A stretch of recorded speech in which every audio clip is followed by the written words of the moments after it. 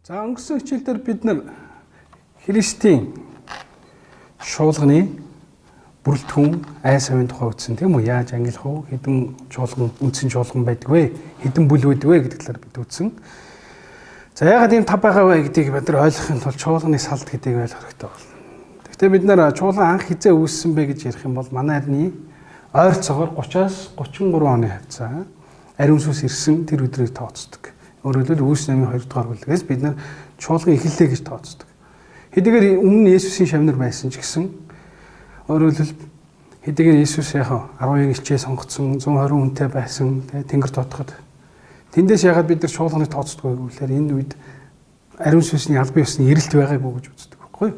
Тийм болохоор ариун сүнсний одоо эрэлт буунч гэснээр ингээд чуулган үйл ажиллагаа эхэллээ гэж бид нар тооцдог. За энэ бол ойролцоогоор манай арны 30-аас 33 оны үед болсон явдал. За тэгээ та бүхэн Үлс номыг уншсан учраас мэднэ. Үлс номын түүхэнд маш олон хавчлаг зовлон тохиолдсон. Илч Паул хэрхэн зовж сайн мэдээг ярьж ирснийг бид мэднэ. Эхлээд еврейчүүд хавчлаг өрнөж исэн бол манай арны 68 65 оны үеэс анх Петр Паулыг цаадалж гисэн үеэс ромчуудын хавчлаг бол одоо зохион байгуулалттай улс төрийн дэмжлэгтэй системтэй юм устгал тийм ээ чуулганы хавчлаг байгуулсан.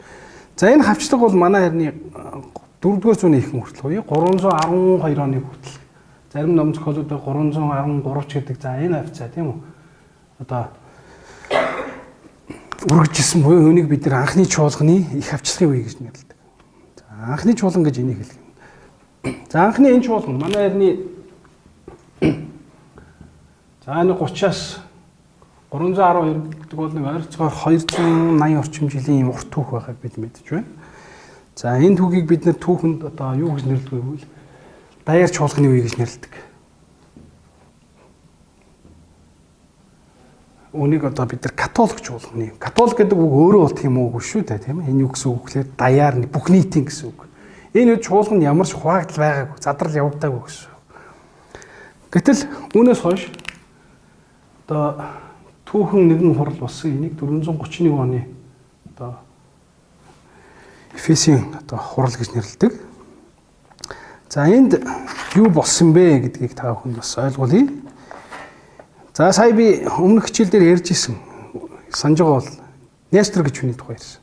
Тэ бид нар сайн мэд Несторын хэлхийнх ингээл Нестор гэл. За Нестор гэдэг энэ хүн бол уг хурлаас одоо тэрс үзэлтэн гэж хөөгдсөн байд. Эфест болсон энэ хурал. Гэтэ энэс өмнө хэд хэдэн хурал болсон. Энэ бол ерөнхийдөө 3 дахь хурал гэж ойлгож болно. 3 дахь. Энийн өмнө одоо хамгийн ихнийх нь одоо 320 он лээ. За 20 оны үед болсон одоо Никеан хурал гэж байдаг. Энэ бол эзэн хаан одоо Константин өөрөө одоо дарж хуралдуулсан Никеан хурал гэж байна. Дараа нь 381 оны одоо хурал бий. За энэ хурлыг бид нар яг Константиноплийн хурал гэж ингэж нэрлэдэг. Тэгэхээр энд болсон хаана болсон бай тэр хотын нэрээр нэрлэж байна гэсэн үг. Тийм үү? Тийм үү. За тэгэхээр эхний хурлууд дээр хуваагдал явагдаагүй байна.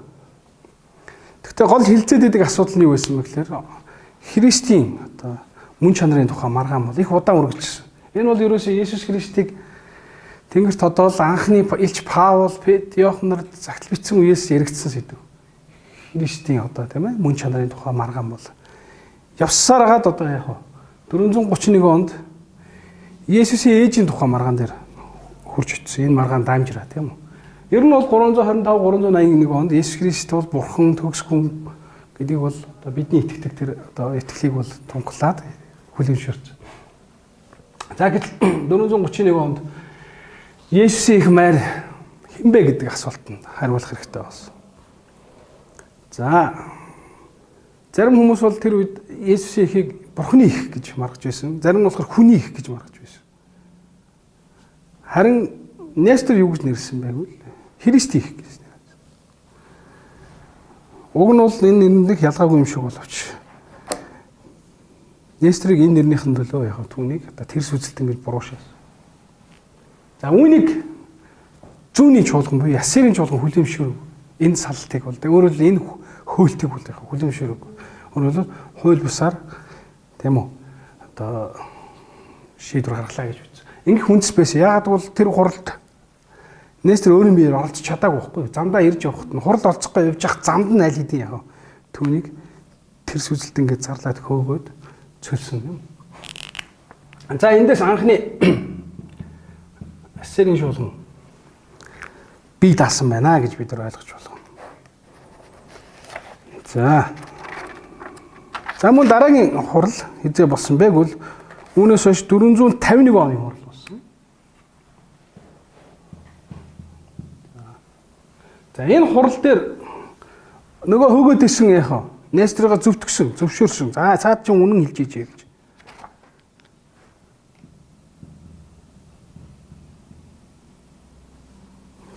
Тэгсэн ч яг одоо ягаад ч хүмүүс түүнийг яг Несторыг тестер гэдэг одоо бараг тэр сүдэл гэдэг юм шиг ойлгохоор үлдсэн байна. За энэ хурлыг яг нөгөө говч чуулган зөвшөөрөг. Говч чуулган энэ хурлын шийдвэрийг хүлээн зөвшөөрөг учраас салсан.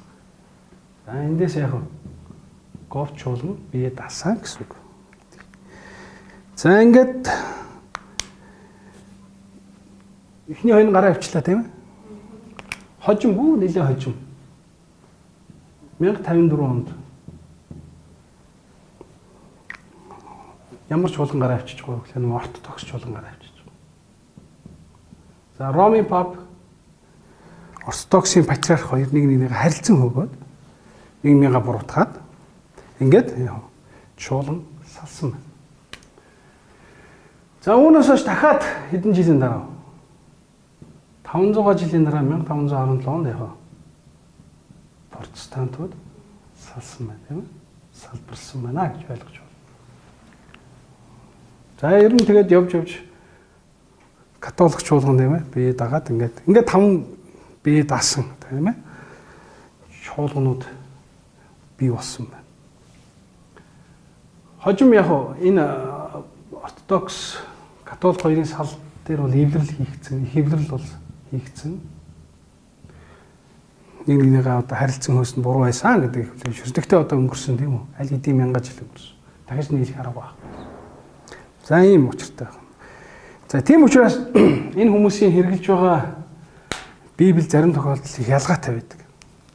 За би энийг бас яагаад яриад байна гэхээр ер нь энэ тавыг бид нэр юу гэж нэрлэдэг вэ гэхээр даяар чуулган гэж нэрлэдэг. Өөрөөр хэлбэл нэг гаж гэж ярьдаг байна. Зарим хүмүүс ялангуяа манай протестантууд нэлээд тийм одоо туйлшруу талдаа учраас эднүсийг гаж гэж их ярьдаг. Яа эдгэрүүл. Яг зарим тохиолдолд эдний үйлдэл зан үйлдэл гаж гэж бодогдохоор юм байгаа.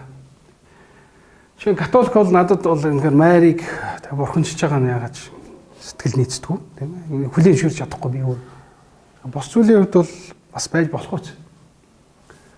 Тийм учраас байгааг мэдэх бах те Библийн нийгэмлэг манай ариун бичээс Библийн нийгэмлэг одоо Оросын ортодокс чуулган, католик чуулгантай хамтран ажиллаж болж байна.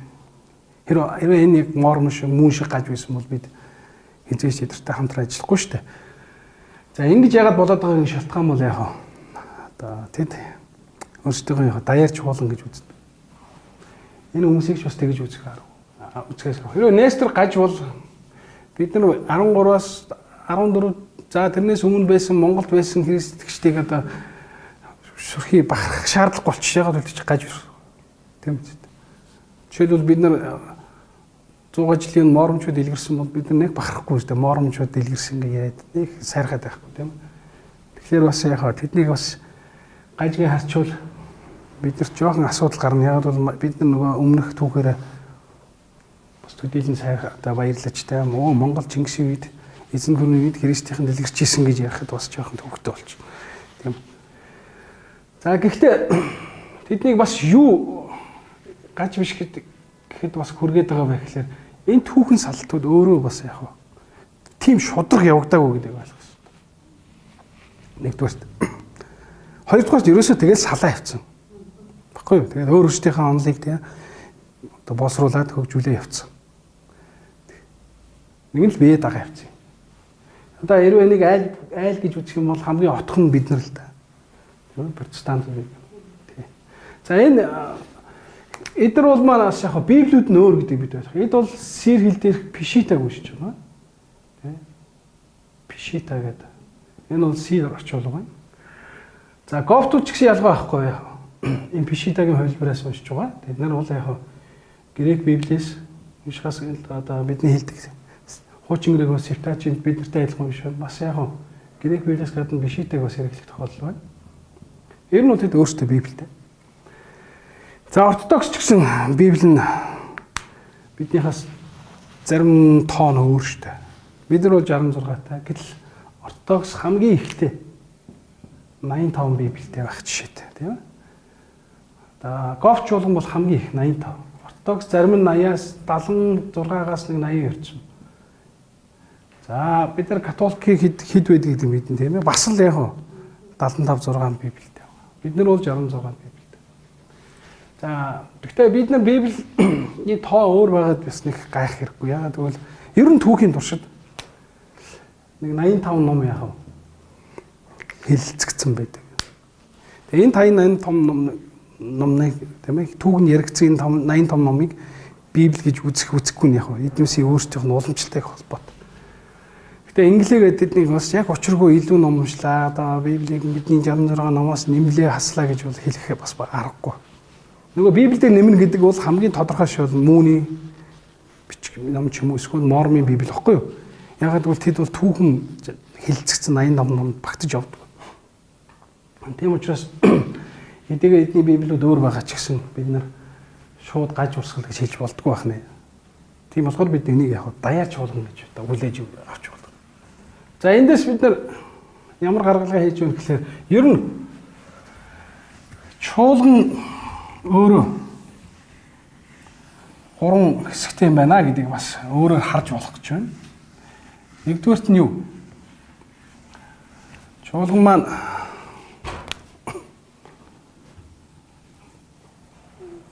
даяар юм байна. За даяар чуулганд нөгөө 5 бүлчээ орж байна.